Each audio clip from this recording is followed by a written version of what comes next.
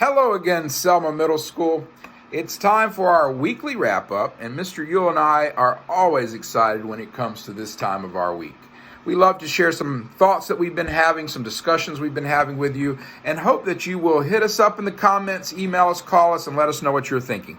If you have something you're really passionate about and you're not that interested in what we're talking about, let us know and we'll travel to your house and let you have a discussion on the weekly wrap up. Before today, what I'm going to share with you today is about electric vehicles. There's a lot of talk going on about environmental issues, including pollution.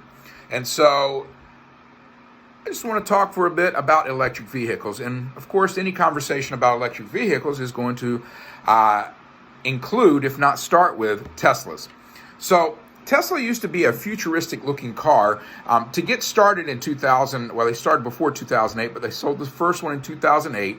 Elon Musk bought a bunch of Lotus gliders. Now, a Lotus is a very expensive sports car, and what he did is take the chassis and the body of it and then replace all the internals with their stuff, including the electric motor.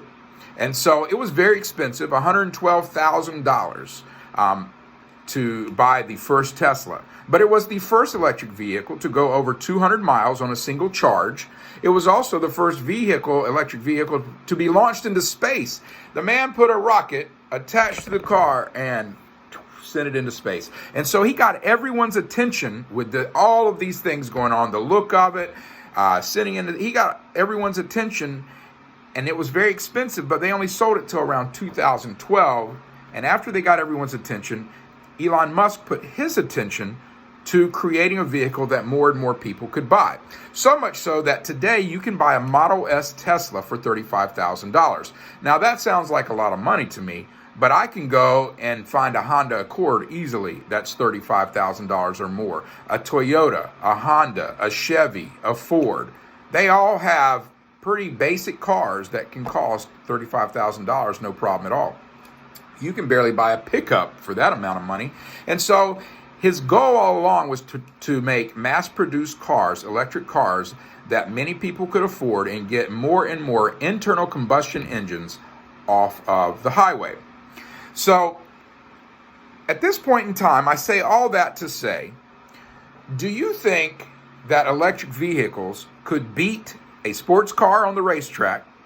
I recently watched a YouTube video where a Tesla raced a Dodge SRT Hellcat Red Eye, and if you know anything about that car, it is expensive and fast. So I wonder, take a look, go to YouTube, see who wins that race. Do you think that an electric vehicle, truck, or tractor trailer can pull as much weight as an internal combustion engine?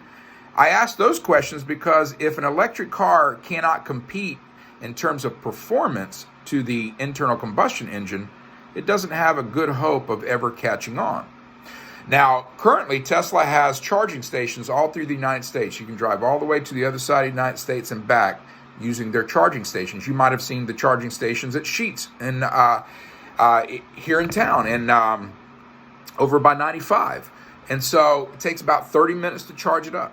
So do you think performance-wise it can keep up? And then the last question is, why do you think Elon Musk is so determined to get all of us to stop driving internal combustion engines and move to the electric vehicle? Do you think that it would make that big a difference if everyone who drives in the world quit driving an internal combustion engine and stop putting that pollution in our environment?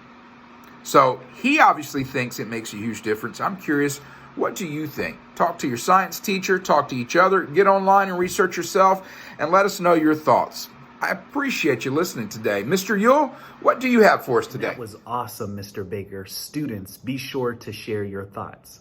For this week, I would like to share that colleges and universities all across our state are setting precedents or setting the way other colleges and universities will conduct business by unfortunately having to close classes and shift to virtual platforms for this academic year. Students, do you think colleges have the ability to teach and educate their students in the same way they would in person as they would have to now that they have to go virtual? all of the UNC fans and all of the NC State fans out there, please know that the students currently in those universities are learning from home just like you. Students, your critical thinking questions for this week are you learning the same way online that you would as if you were in person? If not, what ways could we put in place and what parameters could we put in place to better aid you in your learning?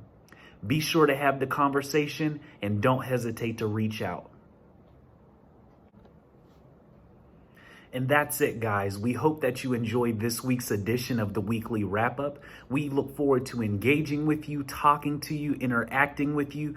Be sure to start the conversation. Remember, the conversation starts with you. Have a great weekend.